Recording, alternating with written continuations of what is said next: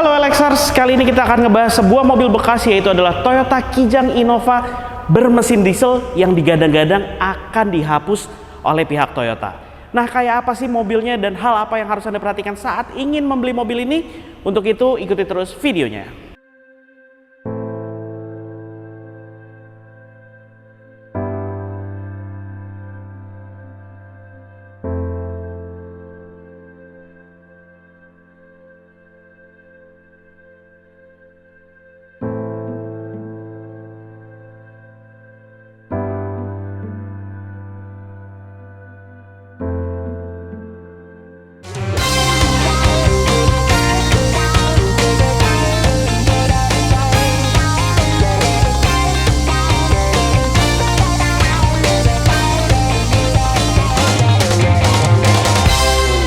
Toyota Kijang, mobil yang sangat laris di tanah air, dan semenjak menyandang nama Innova, mobil ini menjadi naik kelas.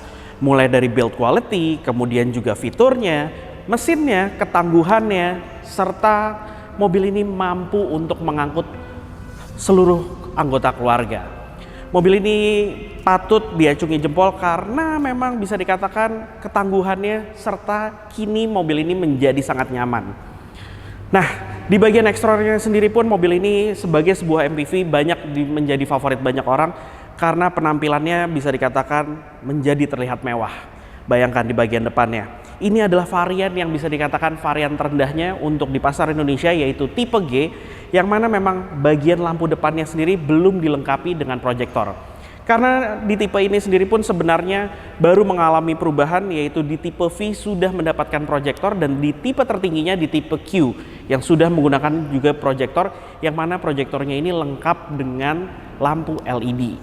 Sedangkan di tipe G ini yang merupakan varian yang bisa dikatakan cukup banyak diminati oleh orang-orang karena memang secara fitur masih terbilang komplit dan juga kenyamanannya tidak berbeda jauh dengan varian-varian yang di atasnya.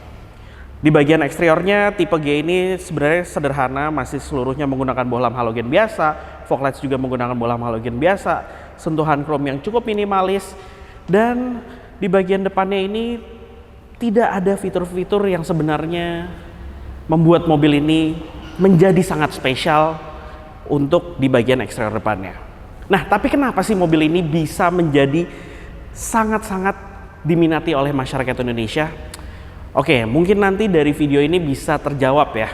Oke, sekarang kita ngebahas soal mesinnya terlebih dahulu. Nah, di bagian mesin mobil ini yang juga membuat banyak diminati oleh banyak orang, yaitu adalah mesinnya.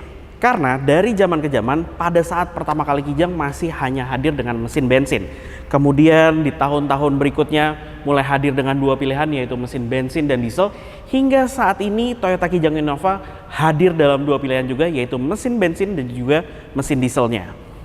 Nah, yang di samping kami ini adalah tipe G bermesin diesel. Ini yang menjadi paling favorit dari masyarakat Indonesia. Mesin berkode 2GD FTV. Mesin ini berkapasitas 2400 cc 4 silinder yang dilengkapi dengan turbo, lengkap juga dengan intercoolernya. Mesin ini mampu menghasilkan tenaga 147 dk dengan torsi 342 Nm.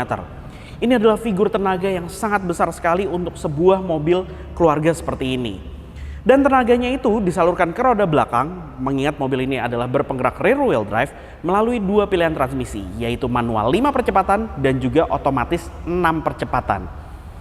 Ya, bisa dikatakan inilah mesin yang sangat-sangat digandrungi oleh banyak orang karena mudah sekali untuk dimodifikasi juga, apalagi bicara soal performance. Meningkatkan performance sangat mudah pada mobil ini. Namun lagi-lagi yang seperti saya bilang tadi, Toyota ada rencana untuk menghapus mesin dieselnya ini. Saya cukup menyayangkan kenapa Toyota mengambil keputusan tersebut. Mengingat ini adalah mesin yang sangat-sangat digandrungi oleh banyak orang, dan bahkan saat ini anak muda sendiri pun sudah banyak yang melakukan modifikasi pada mobil keluarga ini. Tapi memang yang kita tahu bahwa Toyota ingin membuat mobil ini se-efisien mungkin, sehingga mereka pun menghadirkan yang bisa dikatakan informasinya sudah banyak bocor, yaitu Toyota Innova Zenix, yang mana dia adalah Toyota Innova berkonfigurasi hybrid, dilengkapi dengan mesin bensin dan juga ada motor listriknya. Nah, Di mana sistem pengereman Toyota Kijang Innova dari tahun ke tahun sudah dilengkapi dengan sistem pengereman yang cukup advance, tapi hanya untuk di varian-varian tinggi. Dan kini di tipe G sendiri pun mobil ini sudah dilengkapi dengan ABS sebagai standarnya, yang mana kita tahu bahwa tipe G adalah varian yang paling bawah. Ruang mesinnya juga terlihat rapi, berbeda dengan generasi-generasi sebelumnya. Kemudian dia juga sudah dilengkapi dengan peredaman di bagian kap mesinnya serta di bagian firewallnya, walaupun di tipe G seperti ini. Di bagian samping, Toyota Kijang Innova ini bisa dikatakan memiliki dimensi yang pas. Kenapa pas?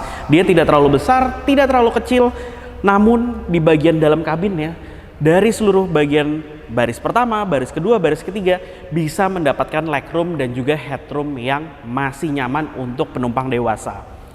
Kemudian yang menariknya lagi, di tipe G sebagai varian terendah, jika dibandingkan dengan tipe V, di bagian sisi sampingnya ini nyaris tidak ada perbedaan. Hal tersebut yang membuat banyak orang lebih baik memilih tipe G ataupun tipe yang tertinggi sekalipun, mungkin tipe Q ataupun Venturer. Karena antara tipe G dan tipe V ini nyaris tidak ada perbedaan, mulai dari velg, kemudian juga fitur-fiturnya. Dimana kalau dari velgnya sendiri sama-sama masih menggunakan ukuran 16 inci yang dibalut ban 205/65. Sistem pengeremannya juga sama, hanya ada disc brake di bagian depan dan tromol masih ada di bagian belakangnya. Untuk kaca spion sama-sama sudah dilengkapi dengan lampu LED untuk bagian lampu sennya di bagian kaca spion, dan pelipatannya juga masih manual. Kemudian di bagian kacanya dia sudah dilengkapi untuk pengaturan secara elektris di tipe G seperti ini. Kemudian antara tipe G dan tipe V juga tidak dilengkapi dengan sentuhan chrome sama sekali, bahkan hingga handle pintunya. Jadi dia masih sewarna dengan bodi untuk di bagian handle-nya, begitu juga di bagian kaca spionnya. Dan pada mobil ini memang belum dilengkapi dengan sistem keyless entry karena masih menggunakan anak kunci biasa untuk membuka dan menutup pintunya. Nah, ini dia anak kuncinya. Modelnya sudah terlihat rapi dan juga terlihat elegan untuk mobil ini. Kemudian di bagian samping ini seluruh kacanya juga memiliki kaca dengan ukuran yang besar, sehingga kabinnya pun juga menjadi terasa lega. Di bagian belakang, Toyota Kijang Innova generasi ini bisa dibilang memang penampilannya sederhana. Tidak ada sentuhan chrome, apalagi di tipe G ini fiturnya pun juga fungsional saja. Tidak terlalu banyak di bagian belakangnya. Dia sudah dilengkapi dengan wiper belakang, tidak ada kamera mundur, hanya ada 2 buah sensor parkir saja. Dan dia sudah dilengkapi dengan rear spoiler yang lengkap dengan lampu rem ketiga yang sudah berteknologi LED. Tapi bicara ngomong lampu LED, lampu belakang dari Kijang Innova ini belum dilengkapi dengan teknologi tersebut, melainkan masih menggunakan boh lampijar biasa dengan konfigurasi di sisi terluar bagian atas ini adalah lampu rem dan lampu senja. Di bagian sisi dalam ini hanya ada menjadi lampu senja dan juga lampu mundur, serta di bagian bawahnya ini adalah lampu sen. Kemudian desain bumpernya tergolong minimalis dan dia sudah dilengkapi dengan reflektor berwarna merah di masing-masing sisinya. Kemudian kita buka ke bagian bagasinya, dia sudah dilengkapi dengan tombol micro switch. Dan ini dia kapasitas bagasinya. Pada saat jok baris ketiga terbuka seperti ini, Anda mendapatkan kapasitas bagasi yang sangat lega sekali di sini. Dia rata dengan lantai bagasinya, tidak ada tempat penyimpanan di bagian bawah, dan posisinya memang agak sedikit tinggi, jadi mungkin agak sulit untuk membawa masuk barang yang ukurannya besar dan berat. Kemudian di bagian sisi kiri ini uniknya dia ada penempatan untuk headrest bagian ketiga pada jok baris ketiganya, di mana dia bisa diletakkan di sini. Kemudian di bagian sini juga ada tempat penyimpanannya, yang mana ini adalah tempat penyimpanan untuk toolkit yang bisa diletakkan di sini. Nah, di sisi kiri ada tempat penyimpanan toolkit, kemudian juga ada dongkrak. Kemudian di bagian belakang ini, sayangnya pada saat jok baris ketiga terbuka seperti ini, dia membuat penumpang di baris kedua tidak bisa mendapatkan kenyamanan yang lebih, yaitu adalah dari sandarannya yang tidak dapat disandarkan karena kepentok dengan jok baris ketiga yang posisinya terlipat ke bagian atas seperti ini.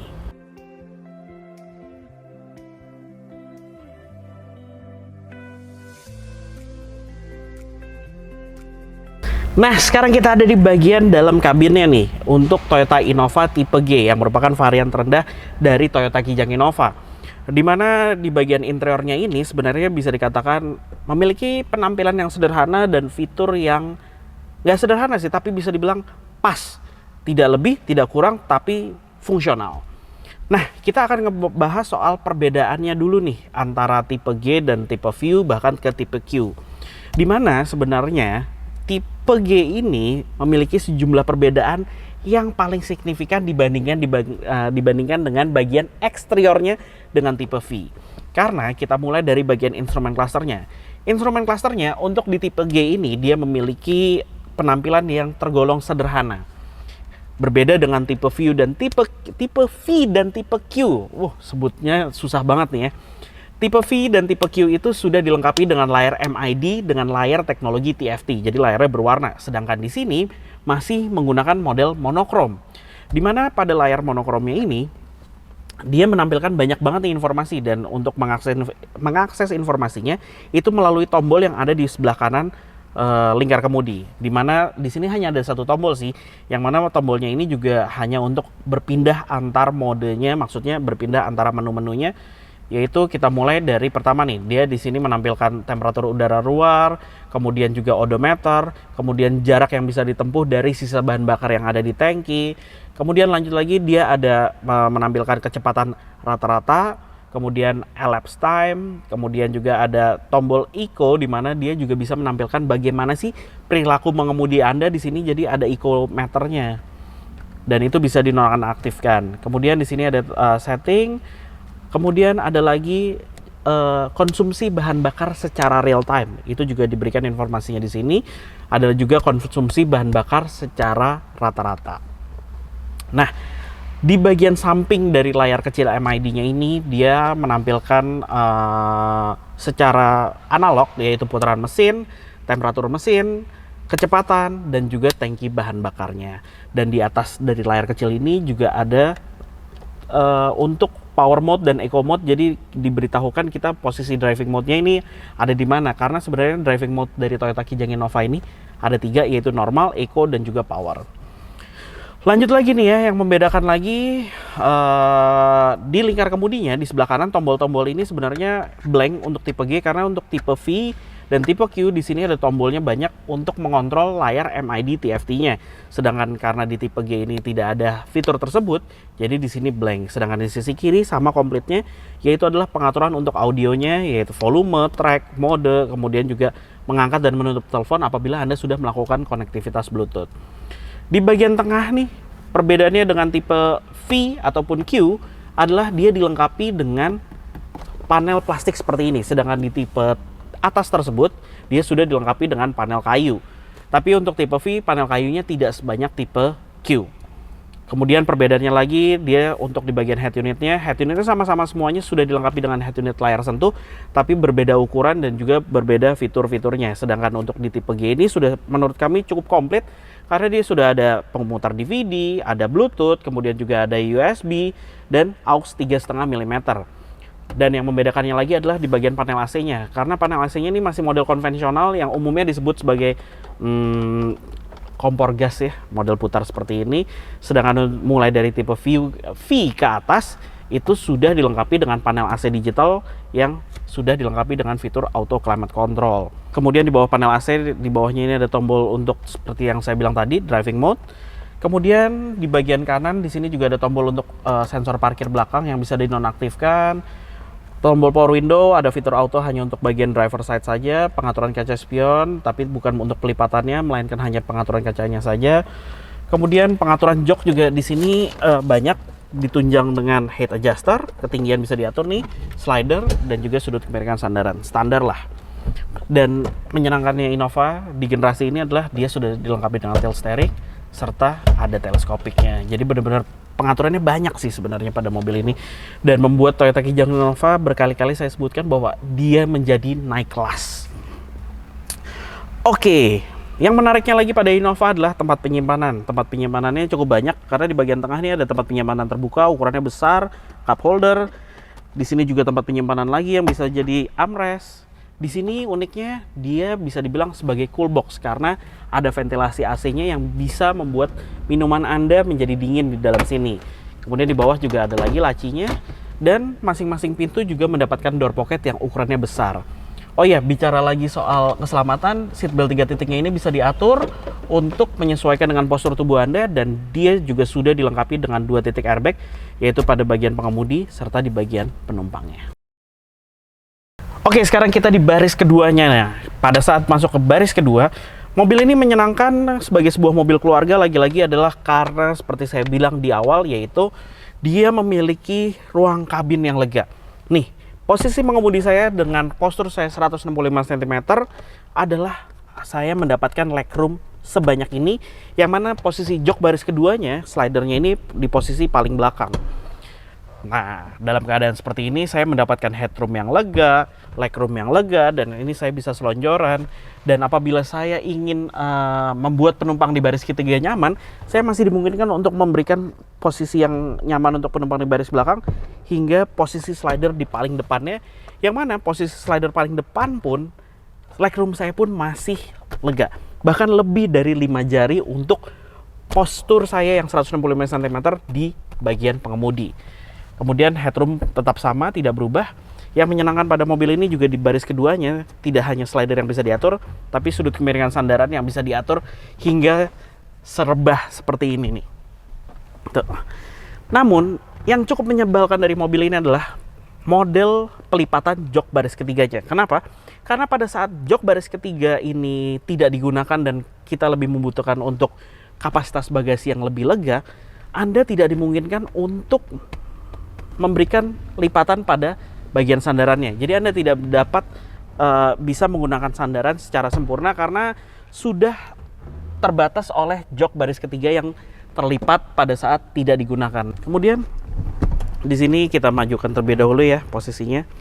Nah, ini tetap nyaman seperti ini, di mana penumpang di baris ketiga pun juga mendapatkan kenyamanan yang sempurna. Kemudian kita bisa lihat lagi di sini ya, di mana pada kabin mobil ini juga memiliki fitur yang cukup komplit, yaitu adalah dia sudah dilengkapi dengan AC double blower, yang mana AC double blowernya ini modelnya juga berbeda dari generasi Kijang ya. Karena mulai dari Innova, dia modelnya sudah tertanam dengan bagian plafon yang terlihat sangat rapih sekali di sini. Dan perbedaannya lagi dengan tipe yang di atasnya, yaitu tipe V, di mana tipe V juga sudah dilengkapi dengan ambient light LED berwarna biru di bagian baris kedua yang membuat rasa kabinnya menjadi terasa mewah. Bahkan tombol untuk pengaturan blower dari AC double blowernya ini dia sudah dilengkapi dengan model digital dan juga ada layar kecilnya. Tapi untuk model tipe G dia masih konvensional dengan model geser seperti ini. Di bagian belakang tempat penyimpanan door pocket dengan ukuran yang sama besar dengan bagian baris pertama. Kemudian backseat pocket juga ada sebagai standarnya. Dan di sini ada gantungan, yang mana gantungannya ini bisa digunakan sampai maksimal untuk 4 kg. Soket 12 volt. Ada tempat penyimpanan terbuka lagi. Kemudian di bagian tengah ini juga dapat diisi oleh 3 orang penumpang dewasa secara sekaligus karena dilengkapi dengan 3 buah headrest, 3 seat belt 3 titik untuk 3 orang penumpang di bagian belakang. Ribet banget nyebutnya dari tadi ya.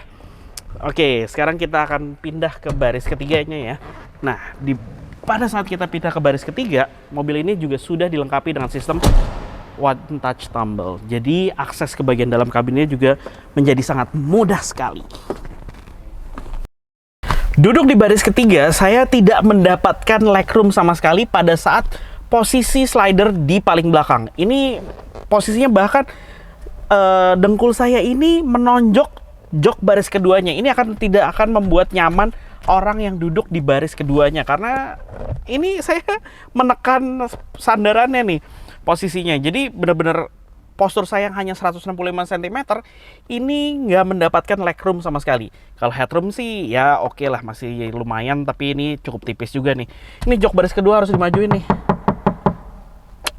Majuin. Tolong dimajuin, Pak. Nah, ini posisinya setengah nih majunya ya, belum sampai mentok. Coba kita majuin sampai mentok. Coba duduk di situ.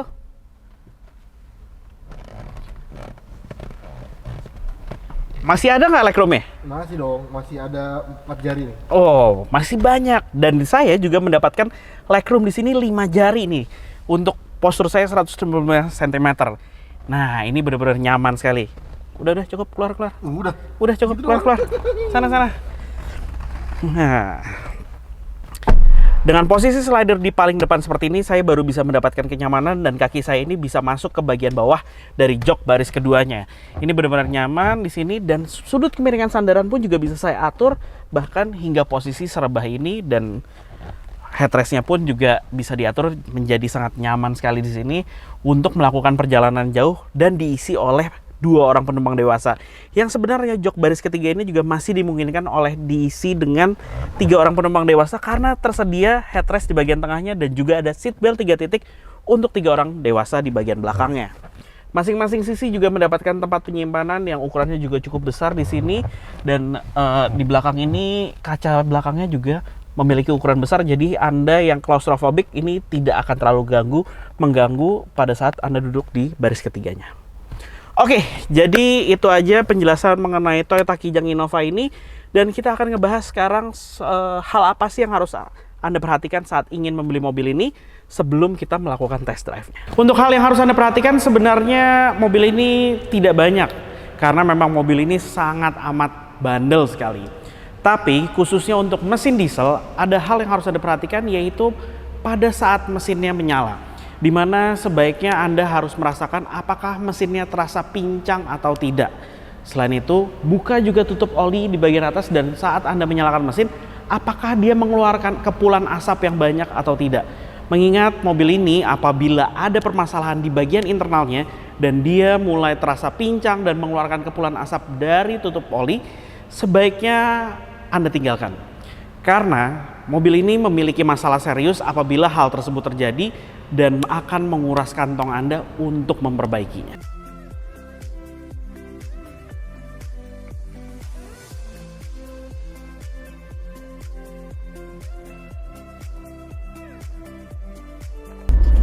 Oke, sekarang kita akan coba test drive mobil ini.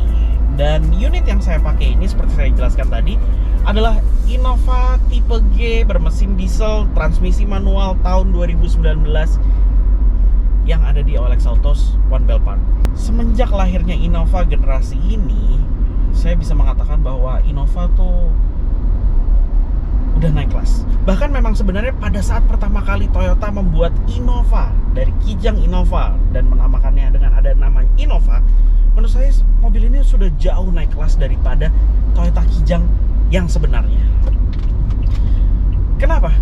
Karena menurut saya mobil ini tidak sekedar menjadi sebuah Kijang, tapi sebuah MPV keluarga yang mewah, nyaman, kedap, suspensi juga enak sekali. Kemudian mesinnya semuanya untuk mesin bensin maupun mesin diesel sudah mendapatkan teknologi yang oke. Apalagi khususnya yang mesin diesel ini nih, mesin berkode 2GD FTV. Mesin ini menyenangkan banget karena untuk sebuah mesin diesel dia suaranya halus, getarannya juga cenderung halus, apalagi dibandingkan dengan generasi sebelumnya yang menggunakan mesin masih berkode 2KD. Ini jelas berbeda. Ini halus banget untuk mesin 2GD.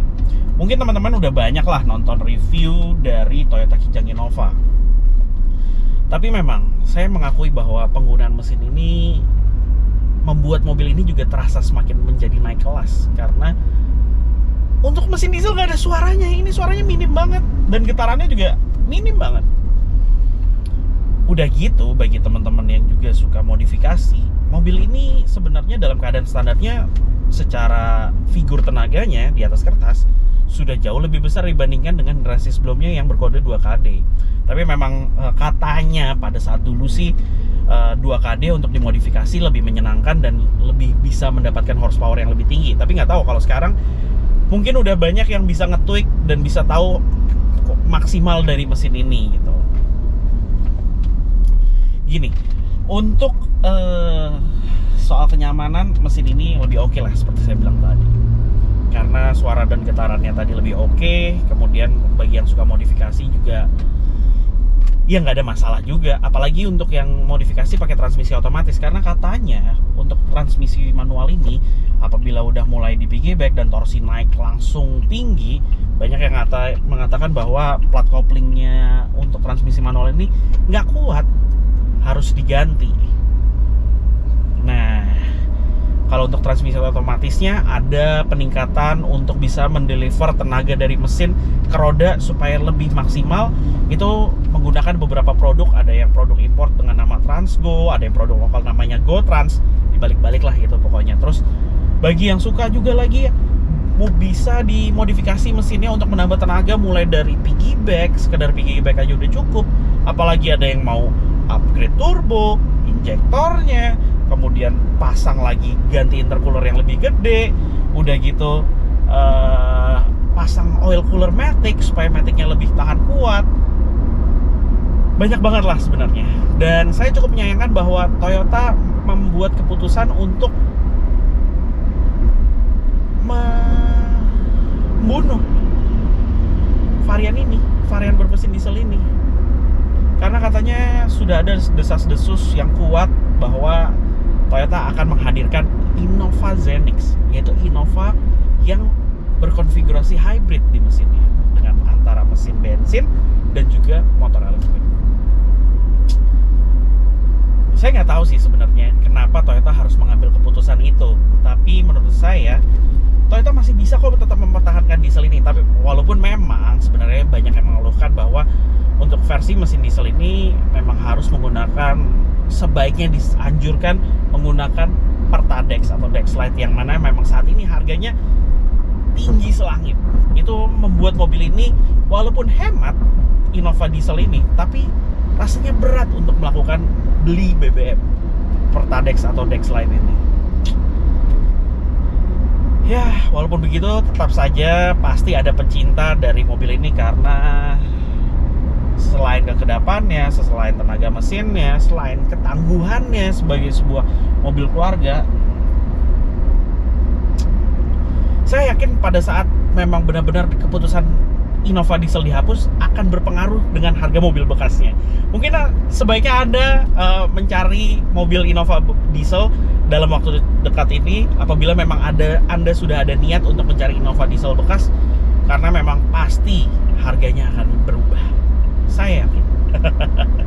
Bukan goreng-gorengan ya, tapi emang bisa terjadi. Udah gitu, ya suspensi ya, kita ngomongin suspensi. Mobil ini punya suspensi yang jauh lebih nyaman dibandingkan generasi sebelumnya, karena memang lebih lembut. Bahkan ada memang para pengguna yang menyampaikan bahwa mobil ini punya karakter suspensi yang lebih lembut dari generasi sebelumnya, tapi membuat pada saat diisi dengan beban penuh dan penumpang penuh, mobil ini terasa terlalu doyong, terlalu lembut belakangnya. Alhasil membuat menjadi limbung, kemudian juga kurang nyaman rasanya. Memang saya sudah mencoba dengan generasi sebelumnya, pada saat diisi dengan beban penuh dan penumpang penuh, rasanya masih bisa dihandle dengan baik oleh generasi sebelumnya. Tapi untuk Innova generasi ini, dia terlalu lembut rasanya pada saat diisi dengan beban penuh, membuat tidak sigap pada saat Anda menggunakan di perjalanan keluar kota, karena membuat Anda rasanya jadi nggak pede nih untuk selap-selip dan segala rupanya. Oke, saya mau menikmati dulu mobil ini. Nah, bagi OLXers yang sedang mencari Toyota Innova diesel, kebetulan ini adalah unit di OLX Autos One Bell Park Mall. Unit tipe G, seperti saya bilang tadi, tipe G tahun 2019 bertransmisi manual, yang pajaknya sendiri ini adalah baru akan berakhir di bulan 11 ini, November tanggal 26, dengan pajaknya itu sekitar 5 jutaan per tahunnya. Dan mobil ini sendiri dijual dengan harga 331 juta untuk harga cashnya, yang bisa Anda negosiasikan secara langsung di OLX Autos.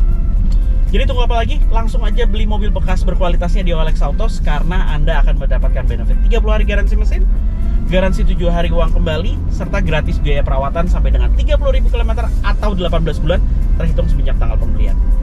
Dan apabila Anda tidak dapat hadir langsung ke OLX Autos One Bell Park, Anda juga bisa menggunakan layanan home test drive-nya ya.